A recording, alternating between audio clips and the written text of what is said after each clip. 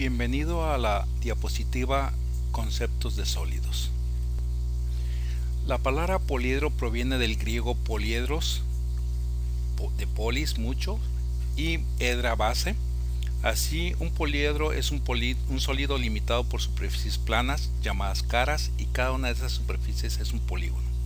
En particular, un poliedro regular es un poliedro convexo cuyas caras son poliedros regulares del mismo tipo y en cada vértice concurren un mismo número de caras. Estos sólidos fueron descritos alrededor del año 500 a.C. por Platón en su diálogo Timeo. Y se conocen como los sólidos platónicos. Ellos son el tetraedro, el cubo, el octaedro, el dodecaedro y el icosaedro. Platón asocia a estos sólidos los elementos fuego, tierra, aire, el material con el cual se formaron las constelaciones y los cielos, universo, y el agua respectivamente. Posteriormente, Euclides estudia su geometría en el libro 13º de los elementos alrededor del año 300 a.C. En este trabajo Euclides describe cómo construir estas figuras con regla y compás y enuncia que solo hay 5 poliedros regulares: el tetraedro, que corresponde al fuego, el cubo a la tierra, el octaedro al aire, el dodecaedro al universo y el icosaedro al agua. ¿Qué es un vértice de un sólido? El vértice es un punto donde se unen 3 o más caras. ¿Qué es una arista de un sólido? La arista es la unión de dos caras, también se le conoce como borde. ¿Qué es una cara de un sólido? La cara es una superficie plana de un sólido. ¿Qué es la altura de un sólido? La altura es la distancia que existe desde la base al vértice más alto. ¿Qué es la base de un sólido? Es la cara donde guarda el equilibrio un sólido. ¿Qué es la área superficial de un sólido? Es la suma del área de todas sus caras, también conocida como superficie exterior. ¿Qué es un volumen de un sólido? El volumen es la capacidad de dicho sólido. ¿Qué es un corte plano de un sólido? En el dibujo técnico es el corte que se hace a un sólido, es decir, es un artificio según el cual se produce una separación imaginaria del material que nos permite ver el interior de la pieza. ¿Qué es una perspectiva? Es el arte de dibujar volúmenes, es decir, objetos tridimensionales en un plano, es decir, superficie bidimensional, para recrear la profundidad y la posición relativa de los objetos. En un dibujo, la perspectiva simula la profundidad y los efectos de reducción dimensional y distorsión angular, tal como lo apreciamos a simple vista. ¿Qué es una proyección de un sólido? Es la representación plana de un objeto tridimensional. ¿Qué es el desarrollo plano de un sólido?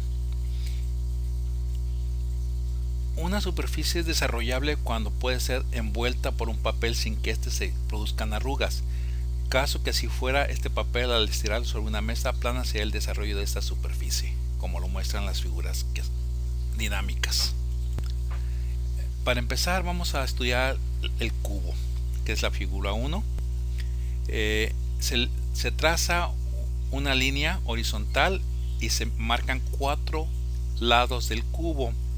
Sobre cada marca levantamos perpendiculares, como la muestra la figura, y sobre esas perpendiculares trazamos 2 lados más del cubo hacia arriba y uno hacia abajo, como lo muestra la figura. Unimos marcas y finalizamos los extremos de cada cuadrado que se formó, para terminar poniendo una ceja. Aquí se muestra un modelo de ceja, pero también puede ser una ceja así, un lado sí, un lado no, un lado sí, un lado no con ceja. También vemos que en estos dibujos se muestra la forma de volumen en la superficie lateral de cada cara. La segunda figura sería un paralelepípedo. Trazamos el lado largo del desarrollo, levantando perpendiculares sobre cada, al finalizar cada borde de cada cara, como es la figura. Levantamos perpendiculares y marcamos las caras laterales, dos hacia arriba y una hacia abajo. Unimos puntos y completamos los extremos, como lo muestra la figura, y colocamos unas cejas sí y unas no, o como lo muestra la sugerencia que aquí marca. La tercera figura sería un tetraedro que está formado por 4 triángulos equiláteros.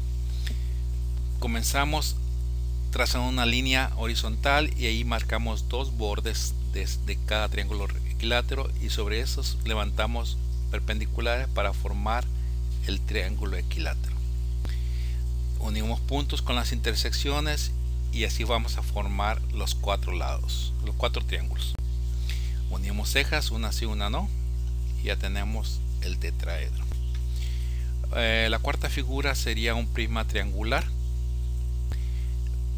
Hacemos una línea vertical que tenga 3 lados de las caras verticales, y sobre los puntos medios trazamos perpendiculares que midan lo alto del prisma, y donde se marcan los 2 altos levantamos otra línea y cerramos la figura para formar los 3 rectángulos, y en el rectángulo de medio armamos un triángulo equilátero, como muestra la figura.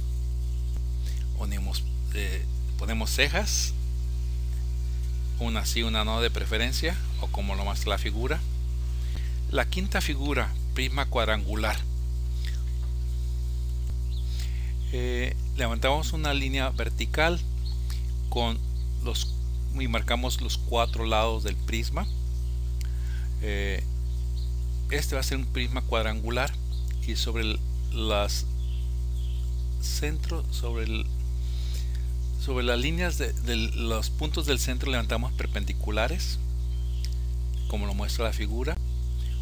Unimos puntos, y en los rectángulos centrales por un lado y otro, ahora podemos colocar 2 cuadrados, como ya lo vimos anteriormente.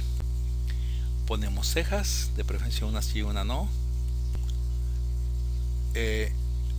La figura 6 es una pirámide cuadrangular. De acuerdo a la medida del borde de la pirámide, de los lados que se juntan en un vértice, trazamos una línea con esa misma longitud. Abrimos el compás con ese tamaño y trazamos el arco que muestra la figura. Sobre el arco marcamos los lados del cuadro, como lo está marcando, y unimos puntos. Unimos todos esos puntos que están sobre el arco con el punto central, y sobre uno de los triángulos en medio levantamos unas perpendiculares para trazar el cuadrado, como lo muestra la figura. Aquí está la figura ya terminada.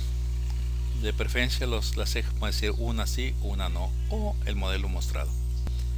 La figura 7 es un cono muy semejante a la pirámide. Iniciamos también con el borde lateral, hacemos el arco de círculo y trazamos una segunda línea que va a atravesar el arco, como lo muestra la figura. Sobre esa línea trazamos la circunferencia, que es la base, y con un transportador medimos el ángulo que va a tener la abertura de ese desarrollo. Previamente se calculó. Preguntar a tu maestro al respecto. Unimos cejas, pero ahora en forma de piquito en el lado curvo, que no pasen de 6 milímetros, y uno de los lados laterales una ceja larga, como lo muestra. La figura 8 es un cilindro. Trazamos igual una línea vertical y una perpendicular a ella, y en los extremos, en un extremo ponemos un círculo con la medida de lo alto del cilindro. Trazamos la otra perpendicular y marcamos para el centro del segundo círculo.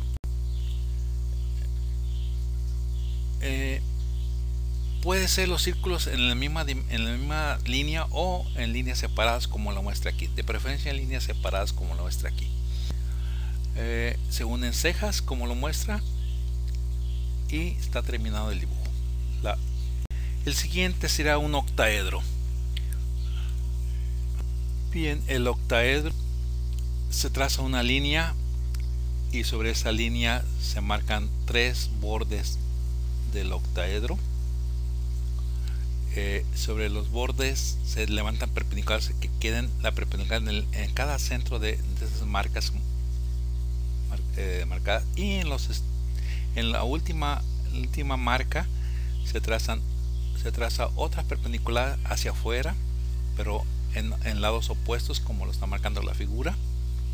Se unen puntos de intersecciones con marcas para formar los triángulos como aquí se ven. Se ponen cejas, de preferencia una sí, una no, y aquí tenemos el octaedro.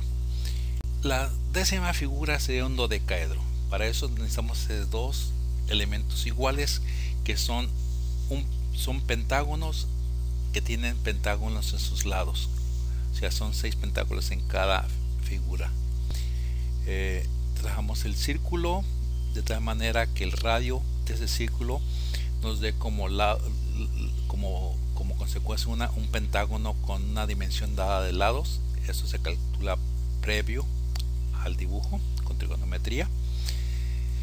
Se crean las radiales, y sobre estas marcas que se pusieron en el pentágono se levantan perpendiculares con la misma dimensión del radio con el que se trazó el pentágono inicial.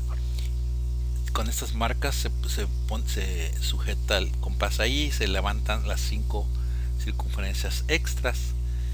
Sobre esas circunferencias extras se marcan los lados de cada pentágono y se unen puntos para tener la primera marca. Se hacen otra figura igual, se ponen cejas, de preferencia una sí y una no, o como lo marca la figura. El 11º dibujo sería un icosaedro, que son 20 triángulos equiláteros. Se pone una línea donde se van a dibujar 5 lados de un triángulo, y sobre esos lados se trazan perpendiculares con la misma medida de cada lado, para que queden las intersecciones al centro por ambos lados de la línea. Se unen puntos y se complementan los triángulos equiláteros faltantes. Ahí tenemos. Se ponen cejas, de preferencia una sí y una no, y con eso finalizamos en nuestra figura